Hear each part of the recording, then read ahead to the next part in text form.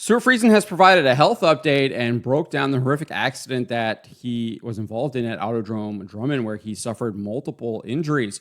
Roll this up over at stockcarreport.com. You can find the link in the description below. In an interview with SiriusXM NASCAR Radio, Friesen first broke down the accident, saying, "I remember we got a really good run off of turn 2, and we're kind of set up for a longer game in the race tire-wise, but the car fired off really good, and I banged the cushion and got a good run off of 2 and got outside of one of the guys there. And just wasn't planning on trying to get off the backstretch, but it's a pretty sharp edge and didn't have good line of sight on it. Next thing I know, I just dropped the wheel off and got sideways and looking at the right side of the car, looking at that concrete wall going, oh man, this is going to hurt."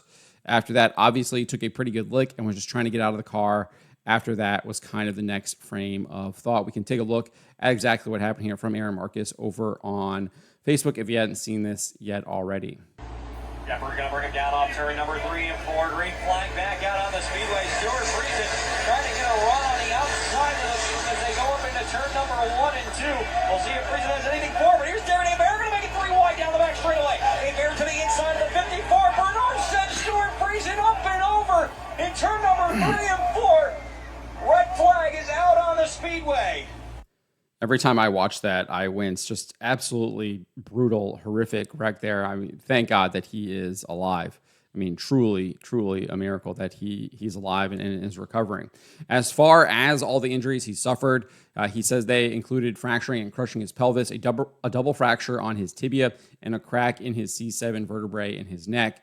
But he did note that he is recovering, and he kind of talked about how that is going. And he says it was really, really tough to start. My wife, Jess, has been my superhero through all this. She was up in Quebec that early afternoon, the day after it happened, and been by my side the past 2.5 weeks ever since.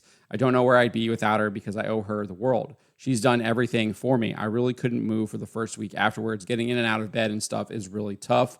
All the normal bodily functions you've got to do during the day. We definitely strengthened our bond in marriage throughout this. Like I said, couldn't do it without her."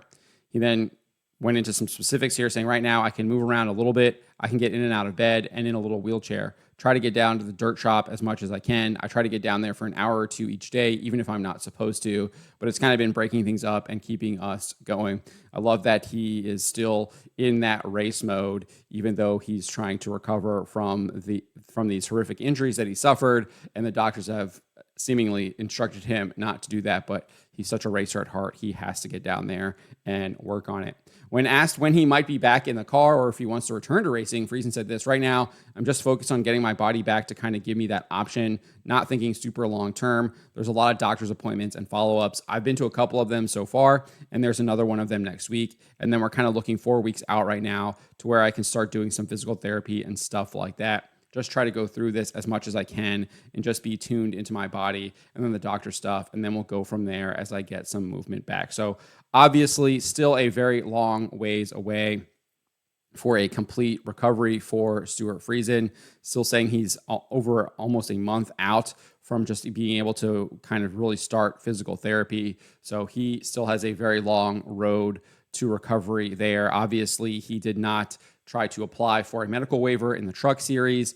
He has found a replacement driver in Caden Honeycutt for the rest of the season. So it looks like he will not be back probably for the rest of this season. Hopefully, we do get to see him back next season, both in a big block dirt modified with the Super DIRTcar series there, as well as in the truck series. But at this point, he is kind of just looks like he's taking it kind of one step at a time, working to get healed up so he then can start that physical therapy within a month and then kind of go from there as he regains his movement, as he clearly talked about how he's very limited in what he can do, but he has obviously been progressing because he says he can now get in and out of the bed by himself, whereas he needed help to do that previously. So he is improving. Things are getting better, but it is going to be a long road to recover. I will definitely be keeping him in my prayers. I encourage you all to pray for him as well. Pray for his healing, pray for his recovery so he can get back to the track sooner rather than later. And he's able to get back to the track and get behind